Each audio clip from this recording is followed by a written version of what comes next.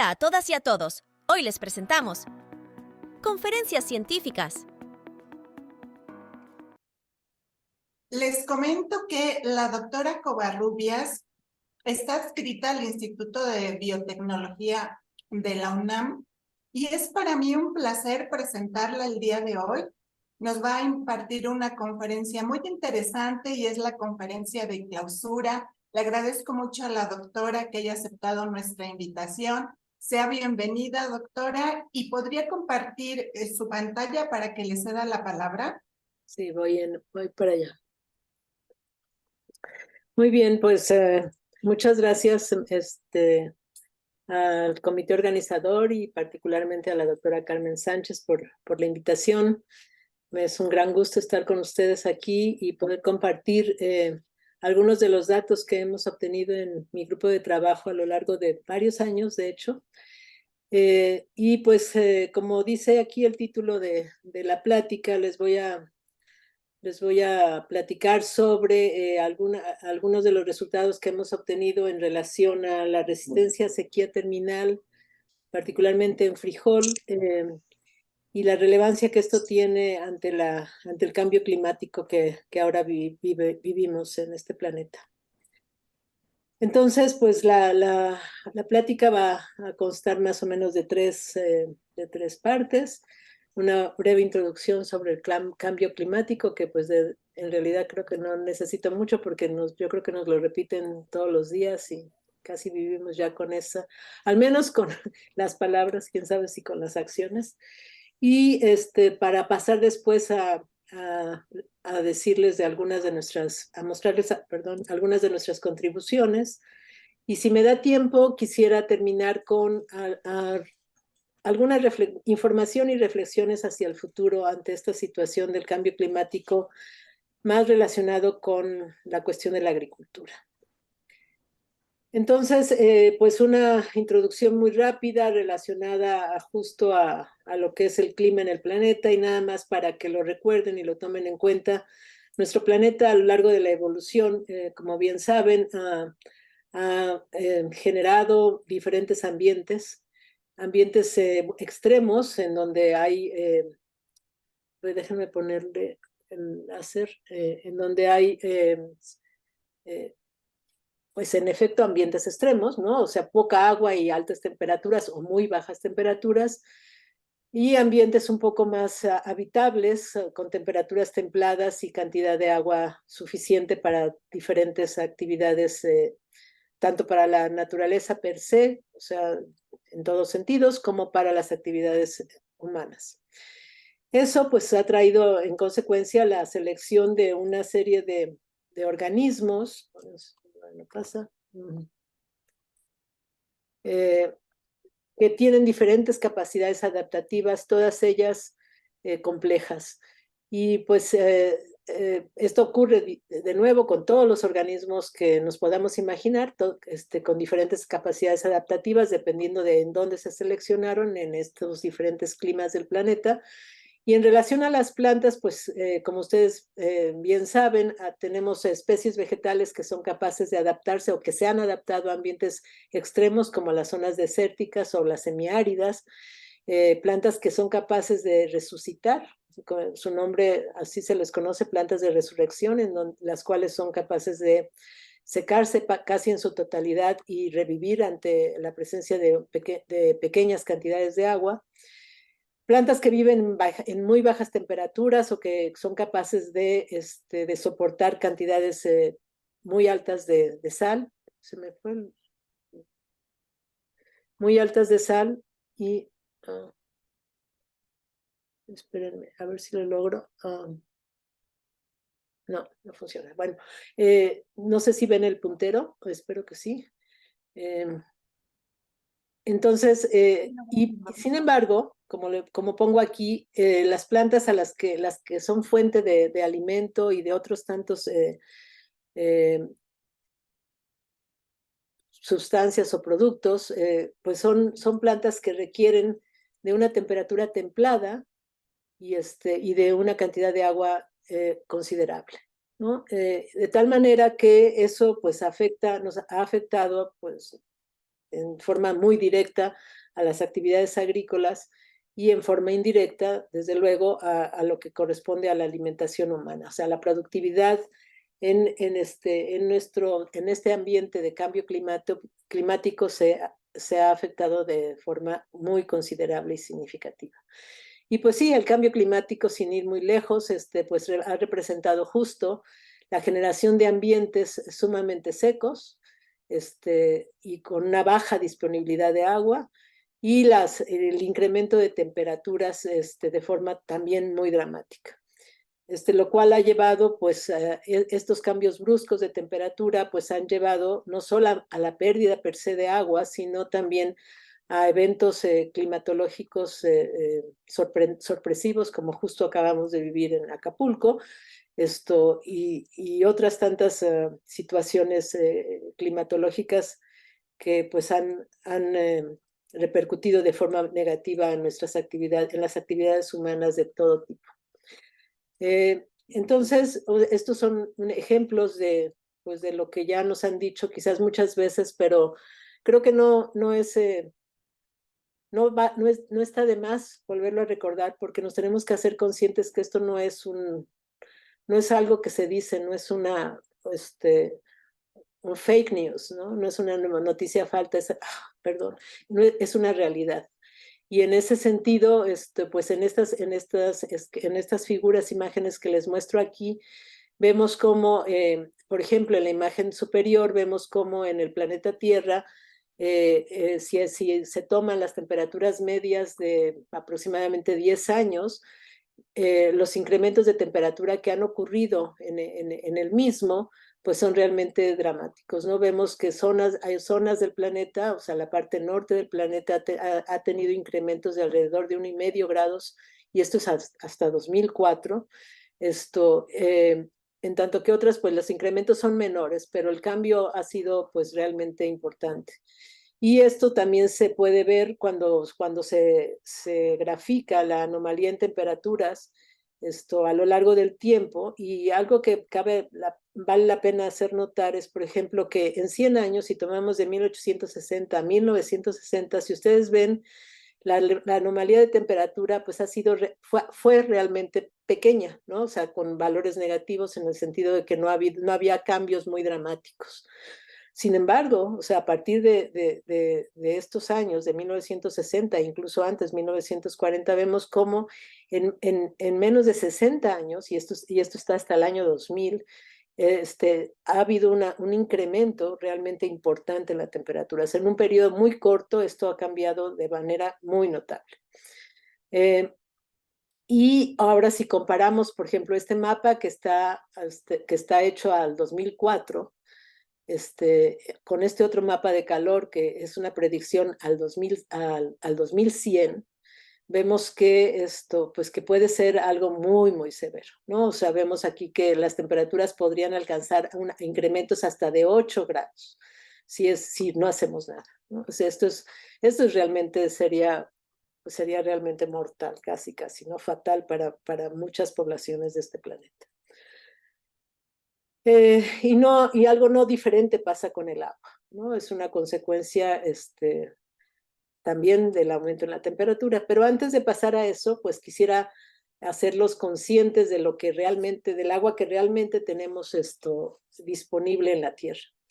Y en esta imagen del lado izquierdo vemos una representación de lo que sería el agua en esta esfera, en este círculo azul grande, comparado con, esa sería toda el agua en la Tierra, considerando incluso la salada, contra lo que sería la representación del agua fresca, que sería la que podríamos utilizar en diferentes actividades humanas, ¿no?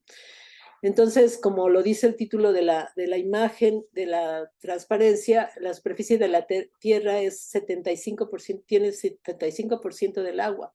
Pero, como todos sabemos, esta agua, básicamente, la mayor parte es salada. O sea, 97% del agua es salado, y solamente 3% de toda el agua es agua fresca.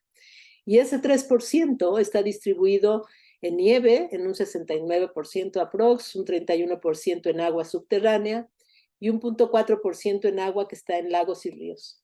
De tal manera que es menos del 1% del agua que existe en la Tierra en realidad es agua fresca y potencialmente disponible. Aquí le puse para las plantas, pero en realidad para las plantas y para los humanos, ¿no? Realmente el porcentaje de agua disponible, usable, es solamente el 1%. Esto para estar conscientes de ello porque, en efecto, a lo largo de los años y por las mismas razones que ya dije antes, pues tenemos cambios en la disponibilidad de agua en la Tierra que han sido dramáticos. Voy a empezar con las imágenes que están en la parte de abajo de esta transparencia, en donde podemos ver de nuevo una gráfica en la que se está expresando lo que se conoce como el índice de severidad de sequía, que justamente nos dice, por ejemplo, que en los años de 1900 a 1940, 1960, el riesgo, la severidad, el índice de severidad de la sequía, pues era realmente bajo, ¿no? Básicamente, pues sí teníamos épocas en donde había un poco más, un poco menos, pero realmente no tenían un impacto importante. En 1940 hay un espacio ahí donde aparecen sequías que ya tienen un cierto grado de riesgo, pero, o sea, volvemos a ver que a partir del 1960 en adelante, o sea, empiezan a incrementarse las sequías de forma muy notable, ¿no? En donde ya de los 80 hasta el 2000, que es hasta donde está hecha esta gráfica, pues se ve que el índice de severidad de las sequías ha aumentado y se ha mantenido con un índice de severidad bastante alto, sin bajar, básicamente. Y bueno, y lo mismo vemos acá, en donde igualmente vemos que el promedio de las sequías a lo largo de los años, igual en un periodo similar, pues ha aumentado. Esto es un reflejo básicamente de este mismo análisis, con otro tipo de valores, pero esencialmente lo que nos dice es justamente que en los últimos años las sequías son más severas y constantes. Y por otro lado, ya mostrándoles la imagen de arriba, en donde se muestra el riesgo que tiene la sequía en el mundo, hablando no solamente de la parte agrícola per se, ¿no? ni de la disponibilidad de agua para tomar, sino el riesgo que tiene una sequía en relación a la vulnerabilidad y la exposición que una sociedad tiene ante esta situación, o sea, todos los efectos negativos que la sequía puede tener. O sea, este mapa nos refleja justo eso, ¿no? Que el riesgo que puede llegar a existir pues es bastante alto en básicamente todas las regiones habitables del planeta. Con zonas pues con zonas con un riesgo muy alto, como es el sureste de México, desde el centro hacia el sureste, en donde la vulnerabilidad social por las sequías llega a tener índices considerados muy altos, y Europa, ¿no? Básicamente Europa, India, y una buena parte de Asia. Entonces, esto pues realmente es preocupante. Es una situación que no deberíamos de dejar de lado y preocuparnos y hacernos conscientes, no preocuparnos, hacernos conscientes y ocuparnos de tratar de resolver esta situación. Y algo que también me encontré hace poco, igual que la imagen de antes, también es de un reporte en Science del 2023, y este otro es igualmente de un reporte en Science del 2023, en donde se hace una predicción, pero en este caso lo que se predice es qué tan repentinas o sorpresivas puede llegar a ser una sequía a lo largo del tiempo. Y les muestro uno de los mapas de las tantas predicciones que ellos hacen, pero esta me pareció la más representativa del riesgo que esto puede tener, y es la frecuencia con la cual se puede aparecer una sequía repentina, ¿no? Y entonces podemos ver que el cono sur, o sea, bueno, toda la parte sur, el hemisferio sur de este planeta, las sequías repentinas van a ser cada vez más frecuentes, ¿no? Véase aquí América del Sur, o sea, con zonas rojas, o África, ¿no? Con zonas rojas, la India, China, etcétera, Indonesia. Y aunque en las zonas más frías, en los países con mayores recursos, esto no parece ser tan severo, pues también el índice no es de dejarse de lado, ¿no? El índice sigue siendo un índice relativamente alto. Incluso, si ven, o sea, algo que me sorprende de hecho, es la presencia de sequías repentinas en la zona más norte de los continentes, en donde podemos tener incluso algunos puntos, algunos puntos en donde el riesgo de la frecuencia, perdón, la probabilidad de que se presente una sequía repentina es bastante alta, ¿no? Eso también sorprende, lo cual pues sí nos lleva de nuevo a estar conscientes de esta situación. Y esto está correlacionado con el aumento en las emisiones de CO2 principalmente, y por eso es que esta correlación en los países estoy señalando con mi dedo, en los países del norte es alta, ¿no? Porque esos países, por ser países con mayor, o regiones con mayores recursos, hay una correlación directa con la mayor proporción de emisiones de gases tipo invernadero. Bueno, eso para empezar. Y o sea, este es un preámbulo que nos dice y que nos ha dicho por mucho tiempo por qué tenemos que estar preocupados por entender cómo las plantas responden a estas situaciones de estrés ambiental. ¿Por qué? Pues porque por varias razones, ¿no? Una es que sin las plantas el planeta y nosotros no existiríamos. Básicamente la fotosíntesis es el proceso vital para la raza humana, y la fotosíntesis mayoritariamente la llevan a cabo las plantas. Son fuente de nuestro alimento, y no solamente de nuestro alimento, sino de muchas otras de insumos que utilizamos para medicinas, para industria, etcétera, etcétera. Y nos dan otras tantas cosas que no voy a describir porque seguramente ustedes lo saben. De ahí que en mi grupo de trabajo desde hace ya varios años estamos interesados en conocer al menos una parte de esta respuesta a estas condiciones ambientales adversas, particularmente a la sequía.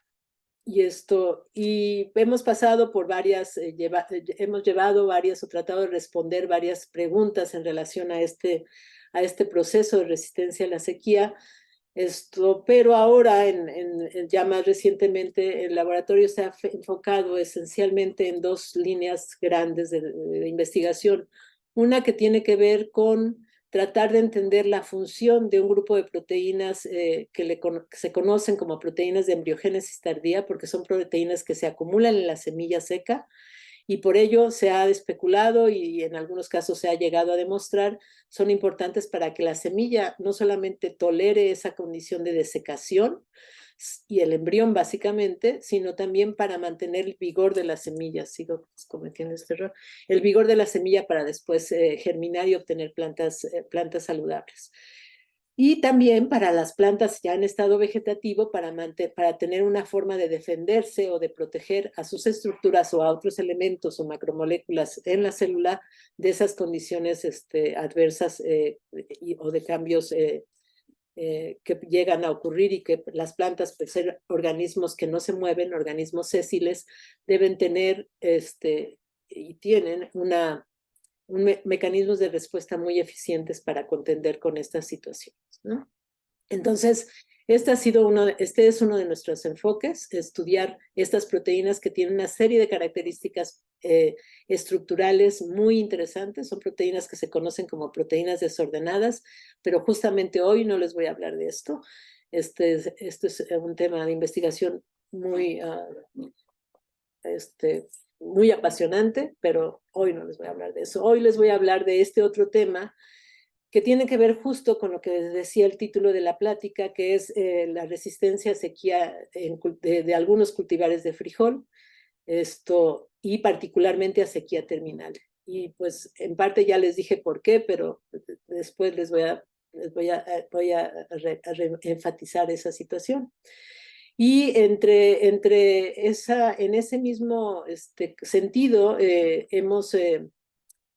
llevamos a cabo pues estos análisis a través no solamente de forma global, conocer varios de las características en diferentes plantas de frijol relacionadas con resistencia a sequía, sino también hacernos preguntas que están relacionadas están relacionadas fundamentalmente con las funciones básicas de una planta, como son la distribución del carbono en la planta, principalmente cuando está en su etapa reproductiva, y cómo se distribuye el carbono de las hojas fuente hacia las semillas, que para fines antropogénicos, digamos, o antropocéntricos es muy importante porque pues la semilla, en el caso de frijol y de otras tantas plantas de interés agrícola, pues es la estructura de importancia económica, ¿no? Y por otro lado, estudiar también la participación de las funciones de los estomas. Los estomas, para quienes no lo saben, son estructuras que están en las hojas y que le permiten a la planta tomar el CO2 del ambiente y por lo tanto fijarlo para formar su biomasa, y también le permite transpirar, o sea, perder agua, ¿no? Entonces es una forma de modular su estatus hídrico, así como de mantener su crecimiento. Por lo tanto, esos órganos, esas estructuras en las hojas son de importancia fundamental, no solamente para el crecimiento normal de la planta, digamos, ante condiciones óptimas de crecimiento, sino lo van a hacer también para situaciones en las cuales se encuentran en estrés, en ambientes no hostiles, digamos. Entonces, como les decía, les voy a hablar de esta parte y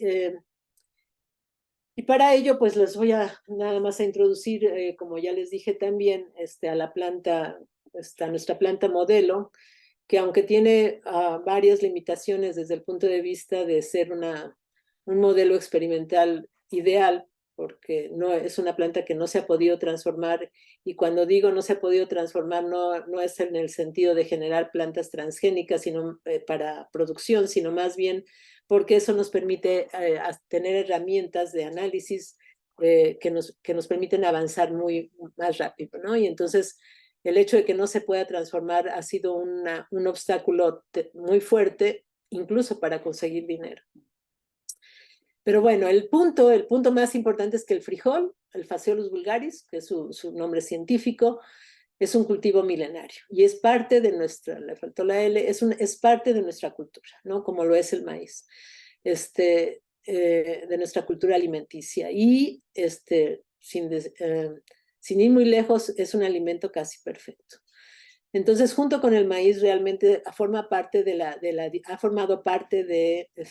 dieta del mexicano y del sudamericano, en la parte norte sobre todo, de Sudamérica, desde hace millones de años, ¿no? Miles de años, perdón.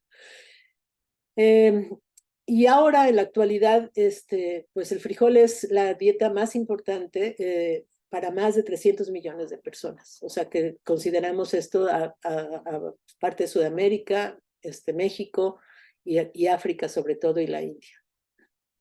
Y además es la leguminosa que más se utiliza como alimento en el mundo.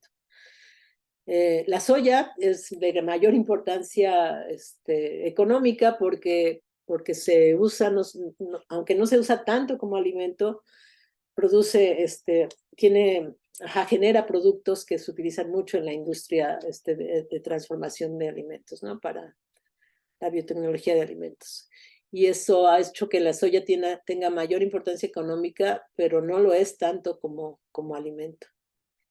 Y les decía que es un alimento casi perfecto porque no solamente tiene un alto contenido de proteína, sino también de fibra y de una gran cantidad de complejos, de carbohidratos complejos, perdón, y de algunos micronutrientes como lo es el ácido fólico, el fierro, el magnesio, el cobre, el potasio, el zinc, perdón, porque estaba en inglés. Pero también porque es un alimento barato. Y queramos o no, eso a los países de menores recursos, pues para esos países es muy, muy importante. Todo esto así fue parte de por qué elegimos frijol como un modelo a pesar de los pesares. Y entonces regreso un poco a cuáles son los problemas más importantes para el cultivo de frijol en México. Y de hecho, uno de las limitantes más importantes es la sequía terminal, que es una sequía que posteriormente les voy a explicar, pero que tiene un impacto mundial, no solamente para la producción de frijol, sino para la producción de prácticamente cualquier cultivo. Y, y pues que justo por ser una sequía, quizás les tengo que explicar primero por qué es importante, pero ahorita les digo, el hecho de que esté cambiando, como les dije en esta última transparencia donde les mostré las sequías repentinas, el hecho de que llegue una sequía cuando la planta empieza a reproducirse, que es cuando llega la sequía y se conoce como sequía terminal, este riesgo pues cada vez es más inminente, ¿no? Y por lo tanto resulta cada vez más importante conocer esos mecanismos de resistencia a sequía terminal que son muy poco estudiados a la fecha. De hecho, la gran mayor, si ustedes abren cualquier revista de biología vegetal, la mayor parte de los trabajos están enfocados en estudiar la respuesta a sequía en las fases vegetativas de la planta. Y entonces, como les decía, este tipo de sequía afecta a más del 60% de la producción mundial del frijol. Y en México ha llegado a causar pérdidas mayores al 80%. De hecho, en el 2005, en el 2015 llegaron casi al 100% las pérdidas por este tipo de sequía terminal. Y como ven, pues un porcentaje alto del territorio de México se utiliza, en un porcentaje alto se siembra frijol. Como se muestra aquí, las zonas más verdes son las zonas de mayor producción de frijol, ¿no? Las de verde es oscuro, y así van disminuyendo con la tonalidad del verde. Y en la siguiente les muestro, o sea, las tierras de cultivo con irrigación que dependen de la lluvia. ¿Y por qué esto es importante? Porque justo aquellos cultivos que no están sujetos a un sistema de irrigación, cosa que sucede en países como el nuestro, donde los sistemas de irrigación son muy pobres, ¿no? Y tampoco son tan aplicables por la geografía de nuestro país. Pues muchos de los cultivos, de nuevo, no solamente el frijol, sino otros tantos, dependen básicamente de la lluvia.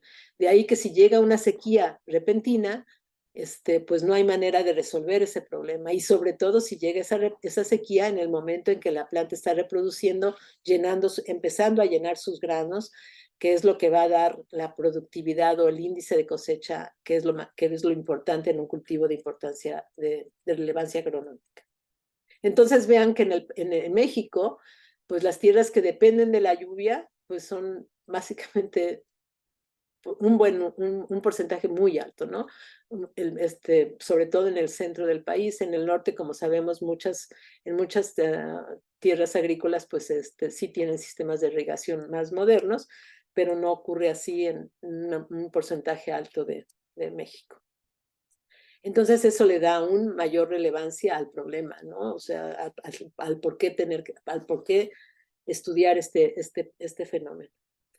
Y como les decía, en este esquema resulta más representativo, la sequía terminal llega justo cuando, o se conoce como sequía terminal, una sequía que llega justo cuando la planta empieza a generar flores, ¿no? Está movido, se me movió el cuadrito rojo, pero llega justo en este momento y por lo tanto pues afecta la generación del fruto, el desarrollo de la semilla y el llenado del grano, ¿no? Entonces pues sí, o sea, el impacto sobre ese cultivo pues va a ser muy severo, aun cuando la planta haya crecido súper bien en las fases anteriores de desarrollo. Entonces, en nuestro laboratorio hace años ya, en algunos de los primeros experimentos que hicimos a nivel bioquímico, demostramos que la resistencia a sequía terminal está asociada con la movilización de carbono eficiente hacia las semillas, en respuesta justamente a esa limitación de agua. Y pensamos y propusimos que entonces ese proceso favorece mecanismos que implican un transporte más efectivo de sacarosa. No tengo tiempo para explicarles esos experimentos, pero ya ese trabajo, por supuesto, está publicado ya desde hace muchos años. Y en este trabajo lo que demostramos es, este es un resumen, perdón, que la sequía terminal afecta, por un lado, la distribución de carbohidratos en frijol, ¿no? Eso, bueno, ya se los había dicho, pero lo demostramos fehacientemente que es el caso. Por otro lado, o sea, demostramos que aquellos cultivares resistentes a sequía terminal son más eficientes transportando los carbohidratos, particularmente la sacarosa, que es el carbohidrato por excelencia que usan las plantas, son más eficientes transportando estos carbohidratos que los cultivares sensibles.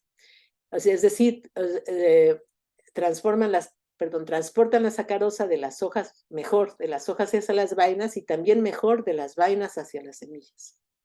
Y por lo tanto eso tiene como resultado una elevada acumulación de almidón en las semillas y consecuentemente un mayor índice de cosecha. En esta gráfica pueden ver un experimento representativo de esto, en donde tenemos la relación vertedero-fuente. Entre más alto sea la barra, quiere decir que hay más carbono en el vertedero, o sea, en el fruto, en este caso sería la vaina o la semilla. Y entonces vemos que en el caso del cultivar resistente, que sería comparado con el sensible, que es en diferentes etapas de desarrollo de la vaina, bajo sequía, vemos cómo el cultivar resistente acumula más carbohidratos o más biomasa en respuesta a la sequía, tanto en las fases tempranas como en las intermedias del llenado de grano, ante una sequía moderada o una sequía severa, y cuando ya es un llenado tardío, en la fase tardía, pues solamente se ve el efecto en sequía severa. Comparado con el sensible, en donde básicamente no hay diferencias, o sea, el cultivar sensible no hace gran cosa durante esa etapa, ¿no? Entonces este dato junto con otros nos demostraba que en efecto eso es lo que estaba sucediendo en los cultivares resistentes a sequía en frijol. Pero nos interesaba mucho saber cuáles son los mecanismos involucrados en esa resistencia a sequía terminal. Que bueno, obviamente este es uno, pero queríamos saber más, profundizar más sobre qué es lo que hace que esto ocurra, ¿no? Que la distribución de carbono se favorezca en respuesta a sequía terminal. Eso es muy, muy importante. El frijol resistente responde a la sequía haciendo algo que le permite subir sacarosa hacia sus frutos de forma más eficiente. Y entonces, nuestra hipótesis, dado los datos que les acabamos ahora sí que de decir, de narrar, nos decían, de acuerdo con eso, propusimos la hipótesis de que esta resistencia a sequía terminal estaba asociada o está asociada a una distribución eficiente de los fotoasimilados de las hojas de la fuente a las semillas o a una elevada fuerza de vertedero. O sea, aunque demostramos en el otro que la distribución de biomasa estaba ocurriendo, lo que no demostramos es que realmente estaba ocurriendo a través de estos mecanismos. Un transporte querría decir que tenemos transportadores de sacarosa mejores en uno que en otro, o que se encienden más eficientemente para transportar la sacarosa igualmente más eficientemente, o que la fuerza del vertedero es muy alta y eso hace que la sacarosa suba por diferencia de gradiente de concentración. Y entonces, con esa pregunta, lo que decidimos hacer fue un análisis a nivel transcriptómico, en el cual la idea, de nuevo, como tener mutantes, y más que caracterizar las mutantes, dado que no se puede transformar el frijol, caracterizar mutantes es un largo camino. Decidimos entonces hacer un análisis transcriptómico de los diferentes órganos importantes en este proceso de translocación, ¿no? Pensamos analizar, obtener los transcritos de las hojas fuente, de donde se produce la sacarosa, para posteriormente enviarla a los frutos. de las vainas, pero las vainas las dividimos en dos partes, ¿no? En la parte que es la pared de la vaina, que es justo lo que cubre a las semillas, y las semillas mismas. Entonces tenemos 3 órganos de donde obtuvimos RNA para obtener los transcritos que se acumulaban tanto en el cultivar resistente, que en este caso fue un cultivar que conocemos como Pinto Saltillo, y un cultivar sensible, que se conoce como Bayo Madero. Y les dábamos un tratamiento, o sea, obtuvimos el RNA de plantas de esos 2 cultivares tratadas tanto con sequía severa como crecidas en irrigación óptima. De tal manera que obtuvimos 36 bibliotecas, porque necesitábamos un triplicado de todo esto para hacer el análisis transcriptómico correspondiente. Dado que no queríamos hacer una descripción solamente de los transcritos que aparecen o desaparecen en cada uno de estos órganos, en estos 2 cultivares, decidimos que esto lo teníamos que complementar con un análisis fisiológico y bioquímico, ¿no? de cada uno de estas plantas para poder tener una correlación y reforzar las ideas o la interpretación que podríamos obtener del análisis transcriptómico. Así que, por supuesto, determinamos fotosíntesis y otros parámetros como la apertura y cerrado de estomas, la distribución de biomasa y el estatus hídrico de las plantas. Entonces, el conjunto de datos de todo esto nos llevó a obtener una serie de transcritos que codifican para una serie de proteínas, y lo que enseguida les voy a describir va a ser justamente lo que encontramos y a qué nos llevó este tipo de análisis. Algo que vale la pena resaltar es que, o sea, desde nuestro análisis anterior, decidimos utilizar como nuestro sistema modelo frijoles de la raza Durango. ¿Y por qué de la raza Durango? Porque ya había varios artículos en la literatura en donde se ha descrito por diferentes parámetros, sobre todo parámetros agronómicos, que los frijoles de esta raza, de este pool genético, son más resistentes a sequía que los de otras razas. No quiere decir que las otras razas no sean, pero digamos que genéticamente es una buena fuente de caracteres de resistencia a sequía, y eso pues nos daba una ventaja desde el punto de vista de si tenemos la idea de buscar marcadores moleculares que nos sirvieran para dirigirnos hacia aquellos genes importantes en la resistencia, esta podría ser una buena fuente de estos genes de resistencia a sequía. Cabe mencionar también que estos frijoles son de crecimiento indeterminado, quiere decir que son de crecimiento tipo enredadera, ¿no? Y de hecho, los frijoles que tienen este tipo de crecimiento en general son más resistentes a sequía que los frijoles que crecen como arbusto.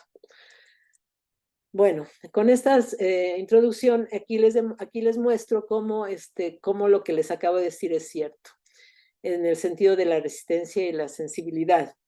Aquí vemos un ejemplo de los 2 cultivares seleccionados, Bayo Madero sensible, Pinto Saltillo resistente, donde vemos cómo la sequía severa, en el que llamamos sensible, afecta la biomasa de la vaina en un 42%. O sea, la biomasa disminuye 42% ante un tratamiento de sequía severa que normalmente se da durante 22 días, ¿no?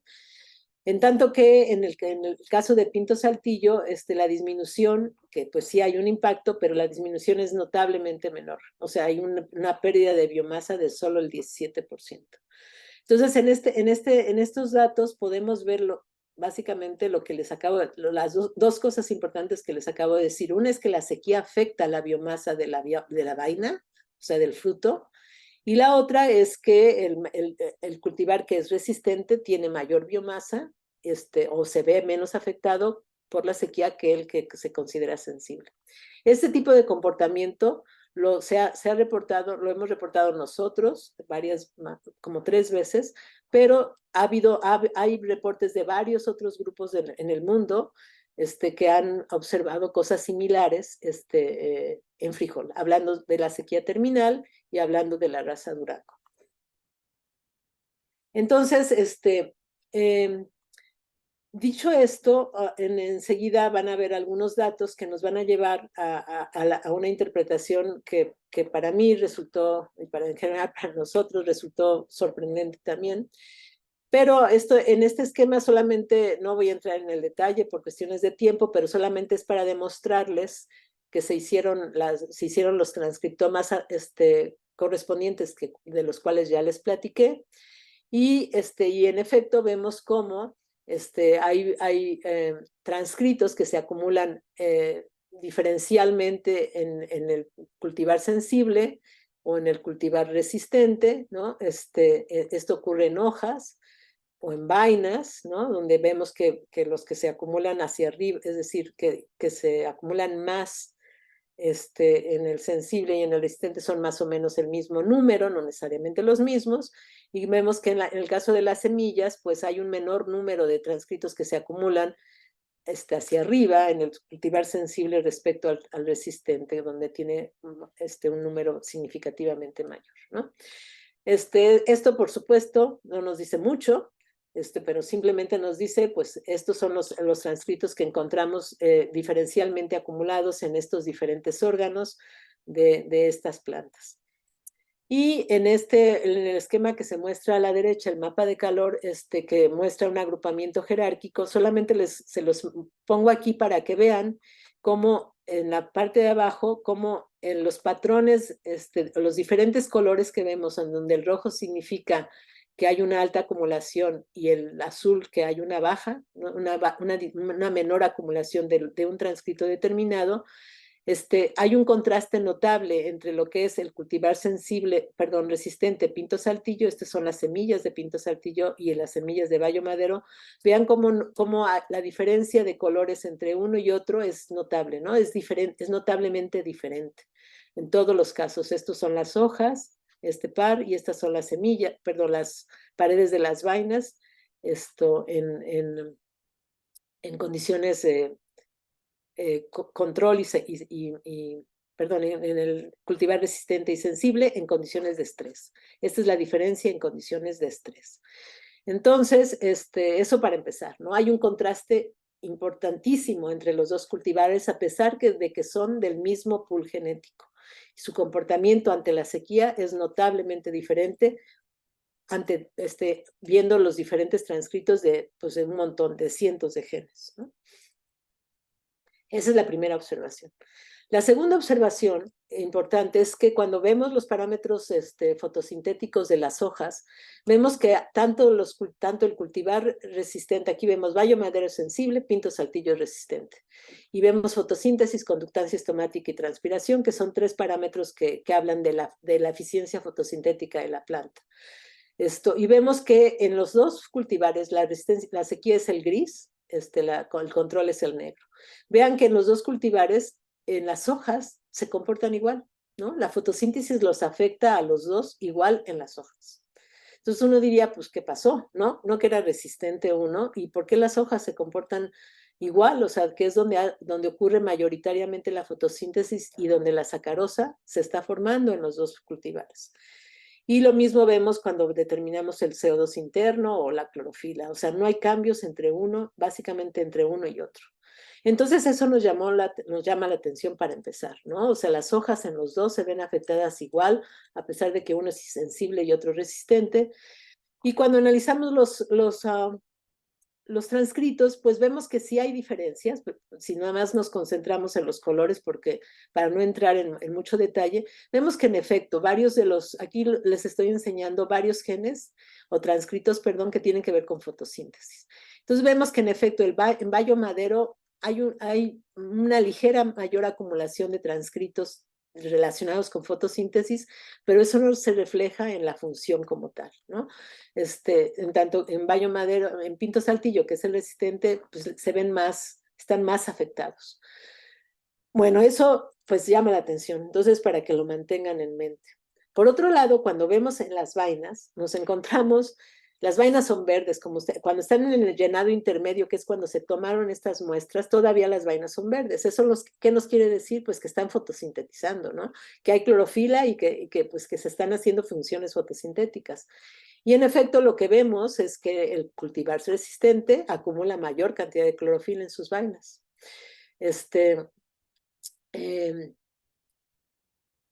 Sin embargo, cuando vemos la fotosíntesis, medimos la fotosíntesis, es decir, la cantidad de CO2 que se fija en la vaina, vemos que nos da valores negativos, es decir, no hay fotosíntesis más que se fija, que se intercambia en la vaina, la fotosíntesis es negativa, no hay fotosíntesis, básicamente no hay fotosíntesis de intercambio, pero las vainas son verdes. Manténganlo en mente. Tampoco hay, o sea, la conductancia estomática en sequía para los dos cultivares es bajísima. Eso quiere decir que sus estomas están cerrados. Y entonces cuando nos fuimos a analizar los estomas, vimos que los estomas en las vainas no están cerrados, están sellados. La cera sella los estomas en estas vainas del cultivar resistente y también del sensible, pero mucho más del resistente. Eso explica por qué no hay fotosíntesis de intercambio. Pero entonces, ¿por cómo son verdes y cómo crecen las vainas? ¿Por qué hay productividad alta en las vainas del cultivar resistente? ¿No? Que es justo de dónde viene el CO2 si el CO2 no está entrando del aire a la semilla, perdón, a la vaina. Y entonces la sorpresa fue cuando analizamos los transcritos. Cuando analizamos los transcritos nos dimos cuenta de que, no voy a entrar de nuevo en el detalle, pero que muchas de las enzimas de los transcritos que codifican enzimas que tienen que ver con fotorrespiración, que es un mecanismo por el cual se produce CO2, están notablemente, como ven en este rojo, notablemente más acumuladas en las vainas del cultivar resistente que en el del sensible. Entonces, esto, ¿qué nos dice? Que el cultivar resistente y el sensible no está recibiendo CO2 del aire, pero el cultivar resistente puede generar su CO2 a través de haber acumulado transcritos y sintetizado enzimas que tienen que ver con la generación de CO2 interno, ¿no? Entonces, se ha seleccionado este frijol resistente porque es capaz de generar CO2 interno en sus vainas. ¿Y por qué es importante eso? ¿Por qué? Porque, bueno, aquí vemos de nuevo pues lo mismo, o sea, bueno, no lo mismo, pero vemos que en efecto el cultivar resistente en sequía muestra todos los transcritos que tienen que ver con fotorrespiración más acumulados que el cultivar sensible, ¿no? Ocurre también que en el cultivar resistente hay enzimas que tienen que ver con metabolismo C4 y también hay enzimas que tienen que ver con síntesis de almidón. Entonces esto ocurre en las semillas, perdón. Entonces, ¿esto qué nos dice? O sea, primero nos dice que el cultivar resistente metabólicamente se adaptó o se ajustó, bueno, en este caso es una adaptación más que un ajuste, a responder a la sequía terminal a través de cambiar su metabolismo, ¿no? Y entonces es capaz de cambiar su metabolismo. Si no recibe CO2 del aire, lo hace él mismo, y ese CO2 lo usa para producir sacarosa, para producir biomasa, y esa biomasa se la pasa esa biomasa, esa sacarosa, se la pasa a la semilla. ¿Y cómo se la pasa? Porque la semilla tiene una fuerza de vertedero súper alta. Entre las enzimas que generan esa fuerza de vertedero está la sacarosa sintasa y una invertasa. Y como ven en el cultivar resistente, estas están sumamente elevadas comparadas con el sensible. Eso quiere decir que el gradiente de diferencia de sacarosa en el cultivar resistente es muy alto y eso permite que se jale la sacarosa hacia la semilla de manera mucho más fácil, y eso explica también la eficiencia de translocación de carbono hacia la semilla. Entonces, de forma muy simple pero ilustrativa, este análisis, tanto fisiológico como bioquímico, no les mostré las mediciones de los azúcares que hicimos, pero también se hicieron mediciones de azúcares. Y lo que nos muestra es lo siguiente, las hojas parece que se afectan igual en los dos cultivares. Las hojas no parecen jugar una función importante en este estado de desarrollo, en el estadio de reproductivo de la planta. Sin embargo, a pesar de que no hay diferencias en la fotosíntesis, el cultivar resistente sí produce más sacarosa, no porque la sintetice más, bueno, sí tiene más sacarosa, no porque la sintetice más, sino porque la degrada menos. Y eso nos lo dijeron también la presencia de genes que tienen, de transcritos que tienen que ver con degradación de sacarosa. Es decir, esos están menos acumulados en el cultivar resistente que en el sensible. Entonces, hay más sacarosa en el cultivar resistente en las hojas. Esa sacarosa se va a las vainas, pero se va a las vainas, las vainas la toman, ya sea para generar su propia biomasa o también para transportarla a la semilla, porque la semilla tiene una diferencia de gradiente, es decir, hay menos concentración de sacarosa aquí que acá, y eso hace que la sacarosa migre fácilmente a través de estos órganos hacia la semilla, ¿no? Y por otro lado, las vainas cambian su metabolismo totalmente, se vuelve un metabolismo de fotorrespiración para generar su propio CO2, los mecanismos de reciclaje. Ese CO2 se concentra para que la rubisco lo pueda asimilar y entonces genera su propia sacarosa y esa sacarosa pues también la puede usar para producir su propia biomasa y para translocar esa sacarosa nuevamente hacia la semilla, ¿no? Y en tanto que en la semilla las diferencias entre el resistente y el sensible es que tiene una fuerza de vertedero muy alta y además produce almidón, más almidón que el sensible y y esto es porque en parte también tiene mecanismos de respiración muy eficientes, ¿no?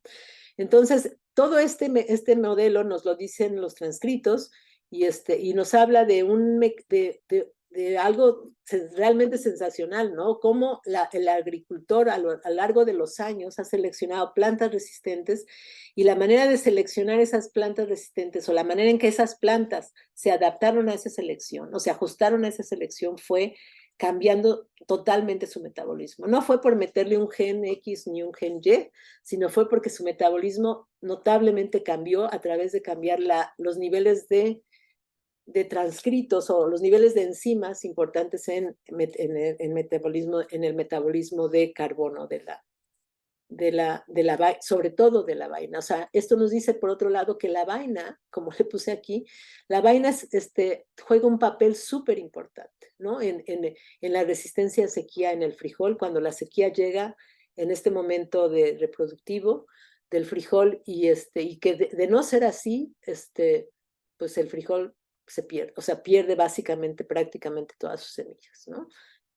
Si nosotros abrimos la vaina del frijol sensible, o tiene semillas chiquitas o tiene semillas abortadas, el embrión no llega a desarrollarse. Entonces, pues sí, la vaina rescata sus semillas ante la sequía terminal severa en el caso de los cultivares resistentes. Y bueno, esto es, digamos, que parte del análisis que hemos hecho y ahora estamos tratando de estudiar algo similar un poco más extendido en otro frijol que se llama Phaseolus acutifolius, que es el frijol tepari, que es un frijol que se ha seleccionado en el desierto de Sonora esencialmente. Casi no se come porque es un frijol un poco duro, pero realmente es un frijol súper interesante porque es un frijol que es resistente a sequía en diferentes fases de desarrollo, también en sequía terminal, como lo podemos ver aquí, o sea, vean el número de vainas que genera la planta por semilla comparado con las dos cultivares de Vulgaris, es notablemente más, y el número de semillas es resistente, y también es resistente a calor. Entonces es como que el frijol del futuro, y entonces queremos estudiar qué es lo que hace este frijol para ser resistente a sequía. No les voy a hablar de eso hoy y entonces con esto termino esta parte de nuestros datos relacionados con mecanismos de resistencia a sequía terminal en frijol. Y bueno, esto es básicamente lo que nos queremos preguntar y con ello agradezco al grupo. Ahorita tengo 5 minutos más todavía para hablarles un poco de la reflexión, pero no quiero dejar pasar mi reconocimiento a todas las personas que participaron en este trabajo y que pues sin ellos pues esto no hubiera sido posible. Ingrid, sobre todo, que fue su tesis de doctorado, José Polanía, que estaba haciendo el postdoctorado, Brianda, Alexis y Violeta, que ahora trabaja con Tepari, y a Jorge Acosta, desde luego, que es el agrónomo, nuestro biblioteca de frijol, es la gente que más sabe de frijol en este país. Y Alfredo Herrera y José Setz, que nos ayudaron a hacer que nos hicieron la secuencia de los RNAs. Y a los diferentes organismos que nos dieron un poquito de dinero cada uno. Y bueno, antes de terminar, nada más quisiera que sí pasáramos a esto rapidísimo, en relación a esta reflexión ante el cambio climático. Me voy a seguir con esto porque seguramente ustedes saben que la agricultura, pues, por un lado fue benéfica y desde luego que hizo cambios notables, no solamente desde el punto de vista alimenticio, sino desde el punto de vista social. Y que el mejoramiento de los cultivos, pues seguramente también nos ha llevado a un estatus social importante y de alimentación también, pero también nos ha dejado algunas cuestiones que tenemos que cambiar sí o sí. Aproximadamente, el ser humano ha domesticado aproximadamente de 100 a 200 de las 200,000 especies vegetales existentes. Perdón, no, otra vez. El ser humano ha domesticado aproximadamente de 100 a 200 de las miles de especies vegetales existentes, ¿no? O sea, hay cientos de miles de especies que podríamos comer, pero solamente se han domesticado de 100 a 200. Y algo que todavía es más dramático es que de esas 100 o 200, solamente 20 aprox constituyen la dieta de la mayor parte de la población humana, ¿no? Entonces, eso quiere decir que estamos súper restringidos en cuanto a los diferentes alimentos que consumimos o de los que hemos obtenido alimentos y para los que hemos hecho esta agricultura intensiva terrible, ¿no? Y esto lo muestro aquí. O sea, la agricultura intensiva que nos llevó desde los inicios de la agricultura, la domesticación, el mejoramiento, hasta la gran producción que ahora vivimos, pues ha hecho desastres en este planeta y en buena parte responsable de lo que estamos sufriendo ahora, del cambio climático. Y aquí lo que vemos, lo que les estoy enseñando son las zonas áridas que ocupan, que corresponden o que se han generado en la tierra y que corresponden aproximadamente al 40% de la tierra, o sea, las zonas áridas. Y esas zonas áridas, que son las que vemos en gris, están habitadas por más de 2 billones de personas. O sea, esto es muy notable, ¿no? Y es muy preocupante también. Pero todavía peor a eso es el hecho de que las zonas áridas están creciendo y que actualmente el Sahara, por ejemplo, se ha expandido hacia el sur a una velocidad mayor a los 48 kilómetros al año, ¿no? Y esto pues no es de a gratis. Esto viene justamente de lo que se pone en este mapa, que es el suelo degradado. O sea, esto quiere decir todos aquellos suelos que han sido utilizados para la agricultura de forma irracional y que ahora pues son básicamente improductivos o se siguen utilizando a fuerza. O sea, y a fuerza es ponle más hasta que logre producir lo que tenemos que producir. Y entonces vean cómo hay las zonas de degradación alrededor del Sahara pues son notables y eso quiere decir que todo esto que está en rojo se convirtió en desierto y antes no era desierto, ¿no? En fin, entonces esto es muy, muy grave. Y por otro lado, pues vemos que la demanda de agua en el mundo pues es alta y que en realidad, por ejemplo, requerimos para producir, bueno, es alta no solamente porque, perdón por esto, pero no es alta porque no solamente para fines de uso humano, sino para fines agrícolas. Básicamente la demanda de agua, como ven, la demanda de agua se la lleva de todas la agricultura, que está en verde, la demanda industrial está en rojo y la demanda doméstica está en naranja. Entonces, la agricultura en cualquier parte del mundo se lleva un porcentaje muy alto del agua que existe en el mundo, ¿no? Europa es quizás el más razonable de todos, pero vean esto, o sea, es impresionante. Y en buena parte esto está porque la siembra no nada más es para alimento humano, O sea, la siembra es también para generación de, bueno, sí, de alimento humano, pero indirecto, porque es para el alimento animal, ¿no? ¿Para qué? Para producir carne. Y actualmente se requieren de 10 a 30 kilogramos de proteína vegetal para producir 1 kilogramo de carne, ¿no? Entonces, vean, 600 litros de agua se requiere para producir 1 kilo de maíz. Entonces, esto es también brutal, ¿no? O sea, realmente es una demanda irracional y que no hace mucho sentido si pensamos en el futuro. Y entonces, pues no voy a leer todo esto por cuestiones de tiempo, pero lo que sí creo que es muy, muy importante que tengamos en cuenta es que, por un lado, las actividades agrícolas son responsables de la producción del 20 al 25% de los gases invernadero, que son los gases que están generando en buena parte el cambio climático. Y que los efectos del clima sobre los niveles más altos del CO2 atmosférico van a permanecer irreversibles por lo menos durante 1000 años, si esto no se contrarresta con una reducción neta en el CO2 atmosférico. Entonces, esto quiere decir que la agricultura tendrá que contender con esos problemas de alguna manera, para conservar no solamente la calidad de los suelos a plazos largos, sino también conservar el agua, la biodiversidad y evitar la contaminación, la emisión de gases. Y esto requiere, según yo y muchos otros, que se transforme este sistema de monocultivos, ¿no?